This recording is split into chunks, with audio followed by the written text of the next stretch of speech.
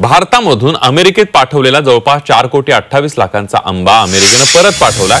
कागदपत्रात त्रुटी असल्याने अमेरिकेच्या विमानतळावर आंब्याची निर्यात थांबवण्यात आली। विशेष म्हणजे आंबा भारतात परत आणण्याचा खर्च जास्त असल्याने तो आंबा तिथेच नष्ट करावा लागला। यामध्ये निर्यातदार आणि शेतकऱ्यांचं मोठं नुकसान झालेलं आहे।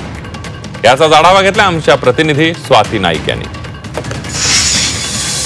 भारतातून अमेरिकेसाठी पाठवण्यात आलेले आंबे अमेरिकेच्या विमानतळावर नाकारण्यात आलेले आहेत। जवळपास 4,28,00,000चे आंबे जे आहेत हे अमेरिकेच्या विमानतळावरती नाकारण्यात आलेले आहेत। अमेरिकेने हे आंबे घेण्यास स्पष्ट नकार दिलेला आहे। त्यामुळे जवळपास 4,28,00,000चं नुकसान हे जे निर्यातदार आहेत आणि शेतकरी आहेत त्यांचं झालेले आहेत।